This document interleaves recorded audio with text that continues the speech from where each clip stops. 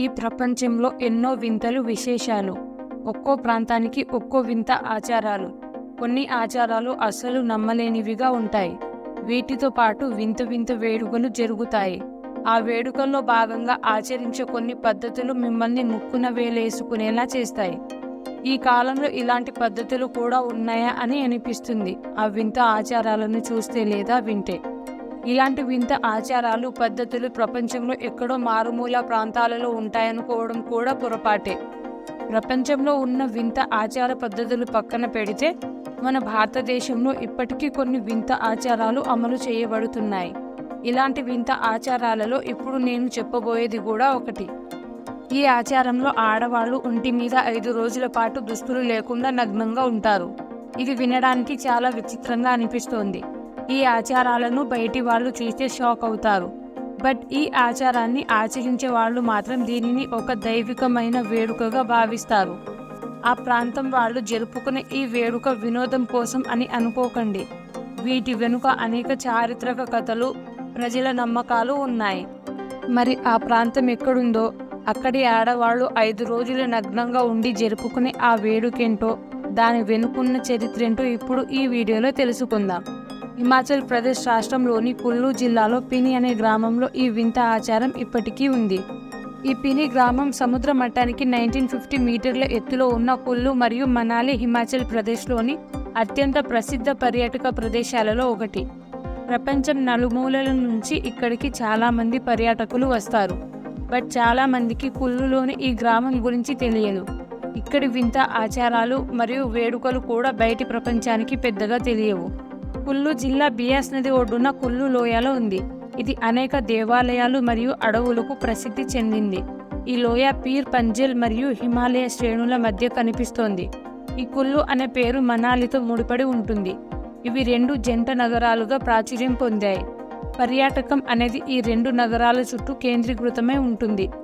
జనాలను ఆకర్షించే పచ్చదనం, అందమైన వాతావరణం హిమాలయ శ్రేణులతో నిండి ఉంటాయి. కసోల్, మాలేనా, గుంటర్, రోహ్తన్ పాస్ వంటి ప్రదేశాలు కుల్లును బేస్ టౌన్ అని కూడా పిలుస్తారు. కుల్లులోని ప్రధాన పర్యాటక ప్రదేశాల్లో the great Himalayan national park కూడా ఒకటి. ఈ పార్క్ కుల్లు నుండి 9 కిలోమీటర్ దూరంలో ఉంది. ఈ ప్లేస్ యునెస్కో ప్రపంచ వారసత్వ ప్రదేశంగాను గుర్తింపు పొందింది. ఇది మాత్రమే కాదు, కుల్లు అనేక దేవాలయాలకు కూడా ప్రసిద్ధిగాంచింది. ఇక్కడ రఘునాథ్ ఆలయం, శృంగ ఋషి ఆలయం, మహదేవ్ తీర్థ ఆలయం అండ్ బిజ్లీ మహదేవ్ ఆలయం వంటి కొన్ని పవిత్ర పుణ్యక్షేత్రాలు కూడా ఉన్నాయి. కుల్లులోని పండుగలు ఒక స్పెషల్ అనుభవాన్ని పర్యాటకులకు అందిస్తాయి. మన భారతదేశంలో అత్యంత ప్రసిద్ధ ఉత్సవమైన దసరా పండుగ గురించి మనందరికీ తెలిసిందే. దేశంలోని అన్ని ప్రాంతాల్లో దసరా పండుగ ముగిసిన తర్వాత ఇక్కడ దసరా పండుగ ప్రారంభమవుతుంది. ఈ టైంలోనే టూరిస్ట్ ట్రాఫిక్ చాలా ఎక్కువగా ఉంటుంది. ఉత్సవ శోభతో రంగులమయంగా కనిపించే ఈ దృశ్యాలతో ఎంతో అందంగా ఉంటుంది ఆ పండుగ. కుల్లు దసరాకు అంతర్జాతీయ హోదా ఇవ్వబడింది. వింత ఆచారాలు అని మాతో చెప్పి ఇప్పుడు ఈ సోది మాకు చెప్తున్నావు అని అనుకుంటున్నారా? అక్కడికే వస్తున్నా. కుల్లు జిల్లాలోని పిని గ్రామంలో జరిగే ఈ వింత వేడుక గురించి ప్రపంచంలో మీరు ఎక్కడ కనివిని ఎరుగరు. ఈ గ్రామంలో ఒక సాంప్రదాయ పండుగ జరుగుతుంది. దానిని 5 రోజుల పండుగ అంటారు. ఈ పండుగలో భాగంగా మహిళలు 5 రోజుల పాటు ఒంటి మీద దుస్తులు లేకుండా ఉండాలి. ఈ సమయంలో భార్యాభర్తలు ఒకరిని చూసి ఒకరు నవ్వకూడదు. ఈ ఆచారాన్ని గ్రామంలో ప్రతి ఒక్కరూ ఆచరిస్తారు. కొత్తగా పెళ్ళైన జంటలు కూడా వారికి మంచి భవిష్యత్తు కోసం ఈ వేడుకలో పాల్గొంటారు. ఈ కాలంలో ఇలాంటి ఆచారం వింతగా అనిపిస్తోంది కదా, కానీ నమ్మక తప్పదు. పిని గ్రామంలో జరిగే ఈ వింత వేడుక వెనుక ఒక ఆసక్తికరమైన చరిత్ర కూడా ఉంది. అక్కడి స్థానికుల విశ్వాసం ప్రకారం భద్రాయి నెల మొదటి రోజున లాహు గేండ్ అనే దేవత రాక్షసులను సంహరిస్తుంది. ఈ విజయాన్ని అక్కడి ప్రజలు ఇప్పటికీ వేడుకగా చేసుకుంటారు. ఈ వేడుకలో వారు 5 రోజుల పాటు నీరు కూడా తాగరు. మహిళలు వస్త్రాలు ధరించరు. కొందరు పూర్తిగా నగ్నంగా ఉంటే, కొందరు ప్రధాన శరీర భాగాలపై ఉన్ని ముక్కలను ఉపయోగిస్తారు. మీరు ఇప్పుడు తెలుసుకోబోయే ఈ ప్రజలు చాలా విచిత్రంగా అనిపిస్తారు. ప్రయాణాలంటే వీరికి ఎంతో ఇష్టం. ఎంత దూరమైనా నడుచుకుంటూ వెళ్తారు. అప్పుడప్పుడు ఒంటెలను ఉపయోగిస్తారు. వీళ్ళకి ఒక చోట స్థిరంగా ఉండే అలవాటే లేదు. ఉడాబే అని పిలువబడే ఈ ఆఫ్రికన్ తెగ యొక్క జీవన శైలి చాలా విచిత్రంగా ఉంటుంది. ఈ తెగ ప్రజలు ఎక్కడికి పర్యటనకు వెళ్ళినా సెప్టెంబర్లో మాత్రం తిరిగి వారి వారి ఇంటికి వస్తారు. ఎందుకంటే ఆ సమయంలో ఇక్కడ నృత్యాలు పాటలతో కూడిన ఎంతో ఉత్సాహభరితమైన పండుగ జరుగుతుంది. ఈ ఉత్సవాన్ని అక్కడి ప్రజలు 7 రోజుల పాటు జరుపుకుంటారు. ఈ పండుగ ఆ ప్రజలకి చాలా ముఖ్యమైన వేడుక. ఇందులో ముఖ్యంగా యాకీ డ్యాన్స్ చాలా ప్రసిద్ధి గలది. ఈ వేడుకలో కనిపించే ఆసక్తికరమైన దృశ్యాలను మీరు ప్రపంచంలో మరెక్కడ చూడలేరు. వీరు చేసే డ్యాన్స్ దాదాపు 6 గంటల సేపు ఉంటుంది. ఓపిగ్గా అంతసేపు వీళ్ళు ఎందుకు డ్యాన్స్ చేస్తారో తెలిస్తే మీరు ఖచ్చితంగా షాక్ అవుతారు. ఉడాపే జాతి ప్రజలు ఆఫ్రికా మరియు ఇతర ప్రాంతాల్లో వ్యాపించి ఉన్నారు. దక్షిణ నైగర్, ఉత్తర నైజీరియా, కామెరూన్ యొక్క ఈశాన్య భాగం, నైరుతి చాడ్, మధ్య ఆఫ్రికా ప్రాంతం యొక్క పశ్చిమ భాగం మరియు కాంగో యొక్క ఈశాన్య భాగంలో వీరు ఎక్కువగా కనిపిస్తారు. 2001 నాటికి వారి జనాభా సుమారు 1 మిలియన్ ఉండేది. ఈ తెగ ప్రజలు సంప్రదింపులకు ఫూలా భాషని ఉపయోగిస్తారు. వారి పద్ధతులు ఇతర తెగల కంటే చాలా విభిన్నంగా అండ్ వింతగా ఉంటాయి. పశువుల పెంపకం ఈ తెగ ప్రజల యొక్క ప్రధాన జీవన ఆధారం. అక్టోబర్ నుండి మే వరకు వీరికి డ్రై సీజన్ ఉంటుంది. వీరంతా గ్రూపుగా భార్య, పిల్లలు, కుటుంబంతో కలిసి వివిధ ప్రాంతాలకు వెళ్తారు. ఒక ప్రాంతంలో కొన్ని రోజులు నివసించి ఆ తర్వాత మరో ప్రదేశానికి ప్రయాణం చేస్తారు. చాలా వరకు వీరి ప్రయాణాలు కాలినడకనే ఉంటాయి, లేదంటే కొన్ని సందర్భాల్లో ఒంటెలు లేదా గాడిదలను ఉపయోగిస్తారు. ఈ ఉడాపే తెగ ప్రజలకు ఒక ప్రత్యేకమైన రోజు ఉంటుంది. ఆ రోజు ప్రతి ఏటా సెప్టెంబర్ నెలలో వస్తుంది. ఆ టైంలో వీరు జెలివోల్ను జరుపుకుంటారు. ఇది వారికి ఎంతో ముఖ్యమైనది. సంవత్సరం మొత్తం ఎక్కడెక్కడో తిరిగే ఈ ప్రాంత ప్రజలు సరిగ్గా ఈ పండుగ సమయానికి వారి వారి సొంత స్థలాలకు వచ్చి వాలిపోతారు. ఉడాపే తెగలు ఈ వేడుకలో ఆచరించే పద్ధతులు చాలా విభిన్నంగా, విచిత్రంగా అనిపిస్తాయి. ఈ పండుగను వారు 7 రోజుల పాటు జరుపుకుంటారు. ఆ 7 రోజులు వారికి రాత్రి పగలు అనే వ్యత్యాసాలు ఉండవు. ఈ పండుగను సెప్టెంబర్ నెలలో ఏ రోజున, ఎక్కడ, ఎప్పుడు నిర్వహించాలనే విషయాన్ని కొద్దిమంది నిర్వాహకులు రహస్యంగా ఉంచుతారు. వారు పండుగ మొదలయ్యే కొద్ది రోజుల ముందు ఎక్కడ నిర్వహిస్తారో అందరికీ తెలియజేస్తారు. ఇక అక్కడి నుండి అసలైన ఆట ప్రారంభం అవుతుంది. ఈ పండుగలో కళాకారులు చాలా నృత్యాలు ప్రదర్శిస్తారు. వాటిలో అత్యంత ముఖ్యమైనది యాకీ డ్యాన్స్.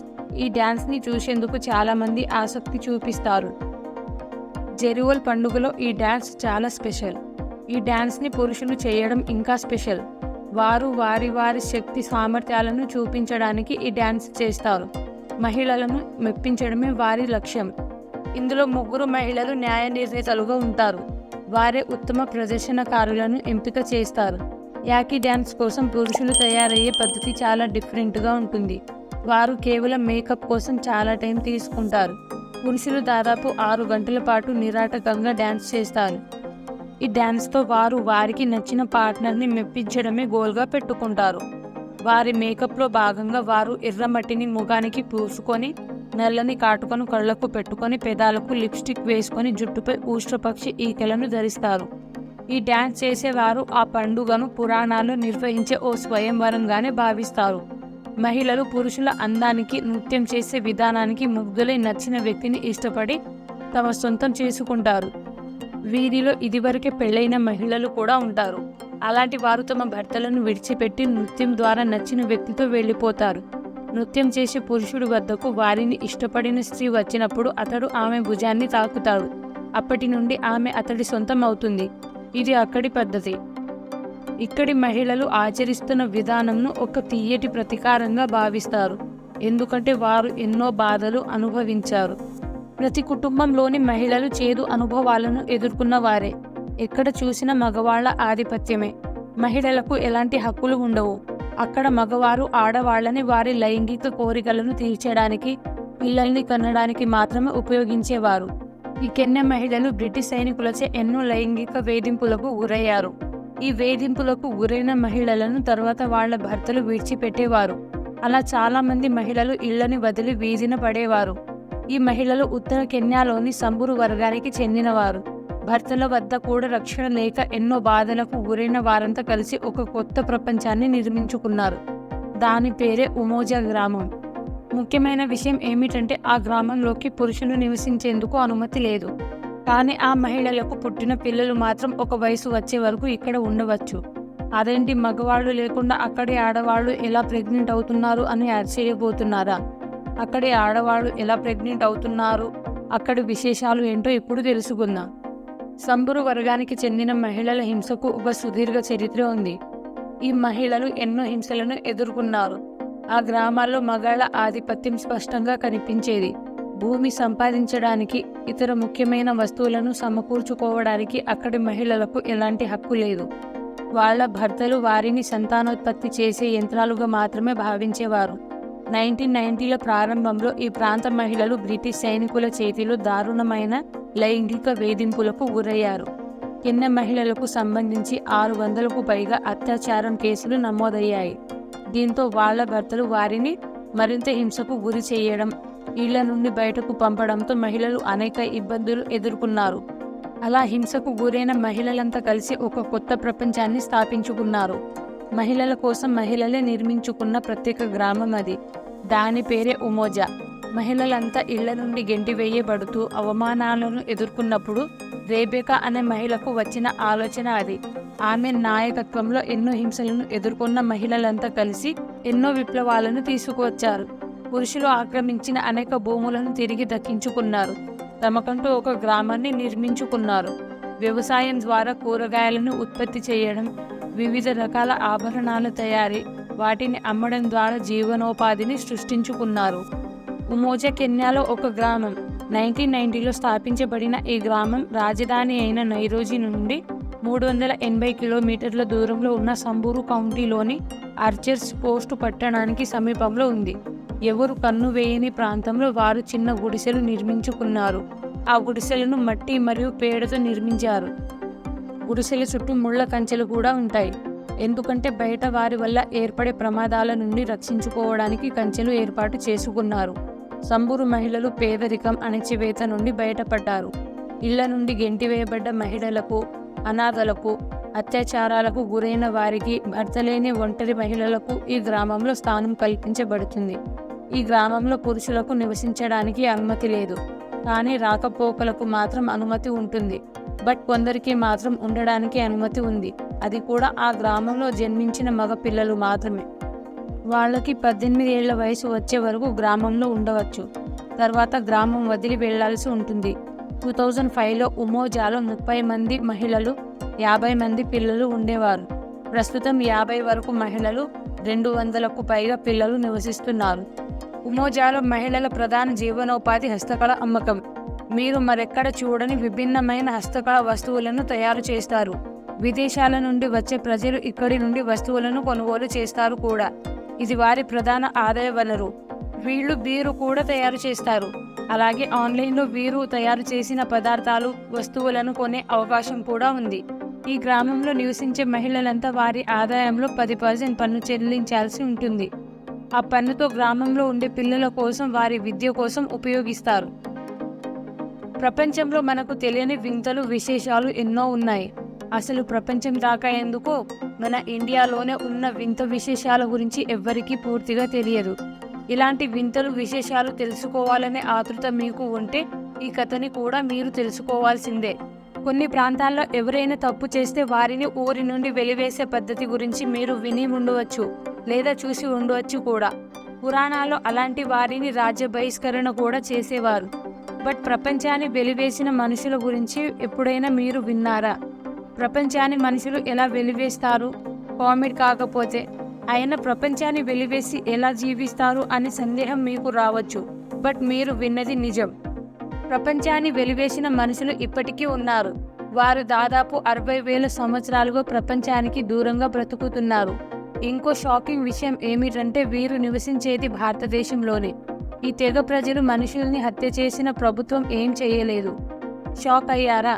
మరి ఆ తెగ మనుషులు ఎవరో తెలుసుకుందామా? భారతదేశంలోని కేంద్రపాలిత ప్రాంతం అండమాన్ నికోబార్ దీవుల గురించి మీకు తెలిసే ఉంటుంది. ఈ ప్రాంత అందాలను చూడడానికి ప్రపంచ నలుమూలల నుంచి టూరిస్టులు వస్తారు. అయితే బంగాళాఖాతంలో ఈ దీవులలోని కొంత భాగంలో ఉత్తర సెంటినెల్ ద్వీపం అనే ఉష్ణమండల ద్వీపం ఒకటి ఉంది. ఈ ద్వీపం సుమారు 60,000 సంవత్సరాల నాటి మానవ తెగకు నిలయం. ఏదైనా ఇంట్రెస్టింగ్ విషయాల గురించి విన్నప్పుడు వాటిని ప్రత్యక్షంగా చూడాలనే కుతూహలం చాలా మందికి ఉంటుంది.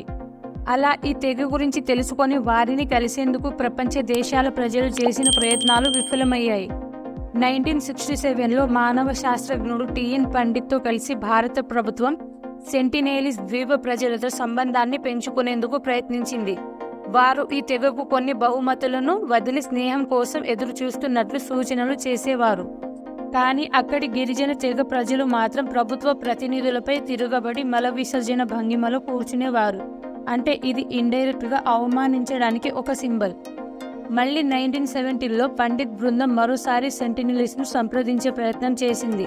మీతో స్నేహపూర్వక సంబంధాల కోసం ప్రయత్నిస్తున్నట్లు సూచనలు చేసినా వారు నమ్మకుండా దాడికి ప్రయత్నించారు. సెంటినెలీస్ తెగ ప్రజలు బయటి వ్యక్తులను తమ ద్వీపంలోకి ఎట్టి పరిస్థితుల్లోనూ అనుమతించరు. అలా ప్రవేశించిన వారిని చంపకుండా వదిలిపెట్టరు. 2004లో సునామీ భారతదేశంలోని అనేక తీర ప్రాంతాలను నాశనం చేసింది. దీంతో సెంటినెలీస్ ద్వీపంలో ప్రజలకు సహాయం చేసేందుకు ఆహార ప్యాకెట్లను వదిలేందుకు ప్రభుత్వం భారత కోస్ట్ గార్డ్ నుండి హెలికాప్టర్లను పంపింది. వీటిని చూసిన తెగ ప్రజలు వాటిపై బాణాలతో దాడులు చేశారు. 2006లో చేపల వేట కోసం 2 భారతీయ మత్స్యకారులు ఈ ద్వీపానికి దగ్గర వెళ్లడంతో సెంటినెలీస్ ప్రజలు వారిని చంపి ఇతర ప్రాంతాలపై తమకున్న విరక్తిని చూపించారు. 2018లో కూడా ఇక్కడి ప్రజలకు మతబోధ చేయాలని వెళ్లిన జాన్ అలెన్ అనే అమెరికన్ క్రైస్తవ మత ప్రబోధకుడిని కూడా సెంటినెలీస్ దారుణంగా హతమార్చారు. ఈ విధంగా సెంటినెలీస్ తెగ తమకు ప్రపంచంతో సంబంధం లేదని, తమను ఇలాగే ప్రశాంతంగా వదిలేయాలని పదే పదే ఆచరణాత్మకంగా తెలియజేస్తుండడంతో భారత ప్రభుత్వం వారి అభ్యర్థనను అంగీకరించింది. ప్రభుత్వం ఈ ప్రాంతాన్ని దూరం నుండి పర్యవేక్షిస్తూ ప్రజలు ఎవ్వరూ ఈ ద్వీపానికి 3 కిలోమీటర్ల పరిధిలో ప్రయాణించకూడదని, అక్కడి ప్రజలను కలిసే ప్రయత్నం చేయకూడదని, ఇది చట్టరీత్యా నేరమని ప్రకటించింది. భారత రక్షణలో ఉన్న ఈ ద్వీపం భూమిపై ఆధునిక నాగరికత ప్రభావం ఏమాత్రం తాకని ఏకైక ప్రదేశంగా మిగిలిపోయింది. సెంటినెలీస్ తెగ ప్రజలు కొన్ని వేల సంవత్సరాలుగా ఇక్కడ నివసిస్తున్నారు. వారి ద్వీపంలో లభించే వేట, పండ్లు మాత్రమే వారికి జీవనాధారం. ఈ తెగ ప్రజలు ఎప్పుడు బయటి వారితో సంబంధాలు పెట్టుకోవడం కానీ, బయటి ప్రాంతాలపై దాడులు చేయడం కానీ చేయరు. ఎవరైనా వారి ద్వీపంలోకి ప్రవేశించినప్పుడు తమ భద్రతకు ముప్పు వాటిల్లుతుందనే భయంతో దాడులు చేస్తుంటారు. ఈ తెగ ప్రపంచానికి దూరంగా ఉండడం వలన అనేక ప్రకృతి విపత్తులు అంటువ్యాధిన పడి వారి సంఖ్య తగ్గుతుందని తెలుస్తోంది. ఈ ద్వీపంలో సెంటినెలీస్ తెగ 300 నుండి 400 మాత్రమే ఉన్నట్లు అంచనా. చూశారు కదా ఫ్రెండ్స్, ఇవాల్టి వీడియోలోని విశేషాలు. మళ్ళీ నెక్స్ట్ వీడియోలో కలుద్దాం. వెళ్ళే ముందు మన ఛానల్ని సబ్స్క్రైబ్ చేసుకొని వాళ్ళు సబ్స్క్రైబ్ చేసుకొని మన ఛానల్కి సపోర్ట్ చేయండి ఫ్రెండ్స్. Bye bye.